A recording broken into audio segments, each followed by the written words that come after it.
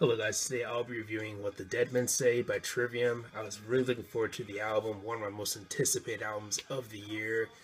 Now with this album, they are working with Josh Wilbur again, which I was definitely happy about because they've proven in the past that they have great chemistry together. Now the album does have the tough task of having to follow up one of their best albums in my opinion, The Sin and the Sentence. I still have the box set, and if you see it for a decent price anywhere like on eBay or something, definitely get it. Again, if you see it for a decent price. I still remember pre-ordering that for like 50 or 60 bucks in their online store, but I'm pretty sure it's no longer there anymore. But I did pre-order What the Dead Men Say. I specifically pre-ordered the CD and the poster, so I'm definitely looking forward to getting that in the mail. Gotta support your artists. But anyways, let's go ahead and dive into the album. The album starts off with IX, and this is a short intro that, well, parts of this intro were played during that one live stream on the YouTube channel, that one live stream where they were showing that TV the whole time and you were hearing voices throughout the stream too. Some of you might remember what stream I'm talking about, but this intro feels musically kind of theatrical, and it also has some nice guitar. It starts off fairly melodic before getting into some heavy guitar. And this intro leads into the title track, What the Dead Men Say, which I've talked already on my channel, so if you want to hear me go deeper into that song, definitely check out that review after this review. But yeah, the chorus in the song kind of reminds me of the chorus from Watch the World Burn, and it's a pretty catchy chorus. But then you have the verses, which start fairly upbeat before the tempo starts picking up towards close to the end of the verse, and they pick up the tempo in a fairly thrashy manner. But yeah, I really dig this song. I think Alex Ben's drum work in this song is just excellent. The number of drum pattern changes is just perfect. They don't mess with the flow too much or anything like that. And Matt vocally also sounds really good in this song. Maybe one of his shining moments vocally on the album.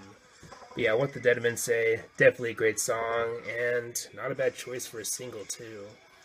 But now we're going to go ahead and move on to the next song, Catastrophist, which was of course the first single. And I've talked about this song already on my channel too, but this song kind of reminds me of the song The Revanchists from their last album, The Sin and the Sentence, which was one of my favorites on that album. But yeah, the song, lyrically, it sounds like it could be calling out someone or a group of people for the amount of damage they cause towards the masses or a specific someone. Now I could be totally wrong, but feel free to let me know your thoughts on the lyrics in the comment section below. I'd definitely be interested in hearing what you guys would have to say.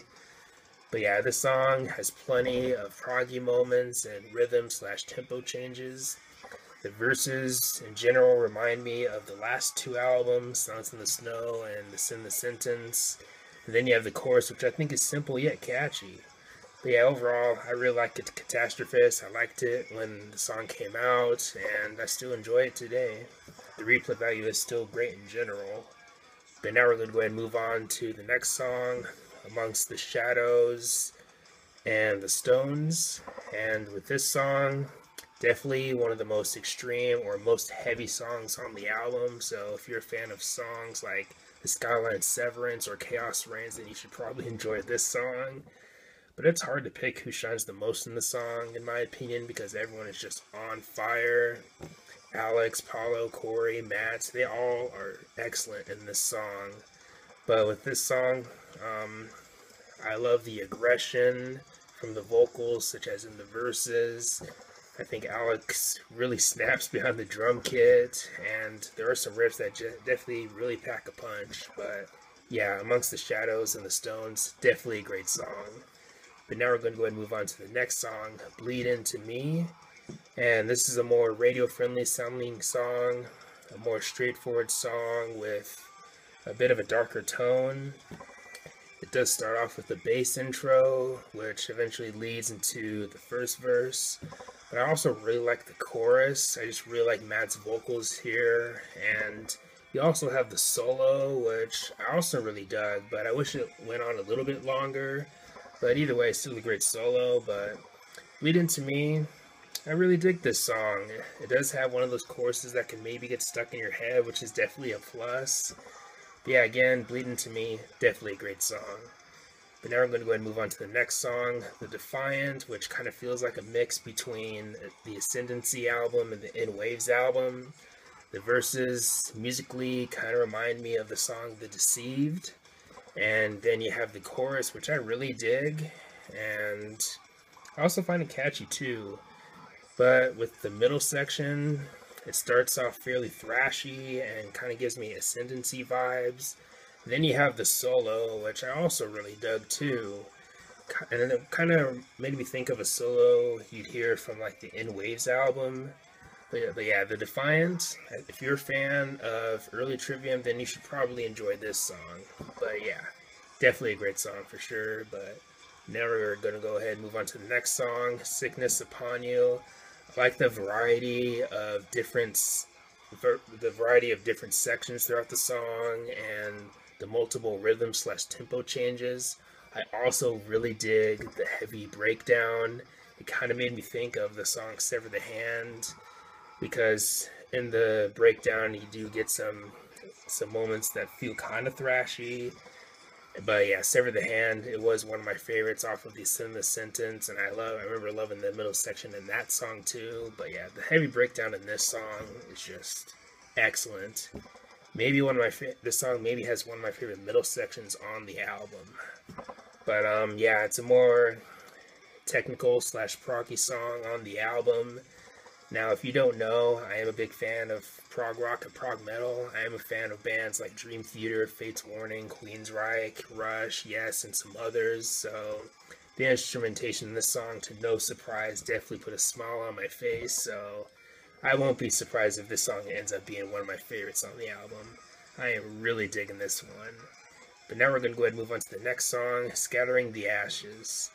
A bit of a more commercial sounding song. I do like the backing vocals, which I believe are from Paulo. I could be wrong, but I'm pretty sure they're from Paulo, though. Now, I'll be honest, it's not one of my personal favorites on the album, but either way, still a great song, though. And it is a song that does get better with each listen. But now we're going to go ahead and move on to the next song, Bending the Arc to Fear. And the best way to sum up this song is that it's very riffy, so for all you Corey fans out there, you should probably enjoy this song, or be satisfied with this song. Now, you can definitely hear, or kind of hear, the black metal influence, maybe metal death too in this song, such as in the verses. And in my opinion, I think this song has some of the best screams on the album too. But yeah, they also have the intro, what kind of reminds me of something you'd hear from maybe early Fear Factory. Maybe like mid-90s to mid-2000s Fear Factory, maybe somewhere in that range. But Bending the Arc to Fear, I'm really digging this song too. But yeah, so far with this album, it's hard to pick favorites. But if this song isn't a favorite, then it's maybe an honorable mention for me, because this is another song that I'm really enjoying on the album. But now we're going to go ahead and move on to the next song, which is the album closer, The Ones We Leave Behind. Lyrically, it's powerful.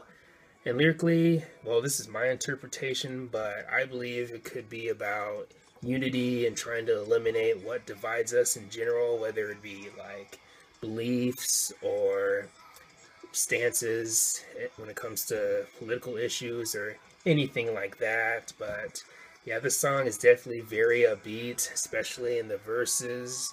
You have a good balance of the harsh vocals and the clean vocals. But yeah, Matt vocally, definitely one of his shining moments on the album. I mean, such as in the chorus. But this song, I mean, it'll definitely leave an impact on the listener for sure, especially if you're paying close attention to the lyrics. And when you think of the lyrics nowadays with what's going on in the world right now. But yeah, this song, definitely a great song on the album, and definitely a solid album closer. But if I had to rate this album, I'd have to give it probably a 9 out of 10. Really enjoying this album so far, to no surprise, one of my favorite albums of the year.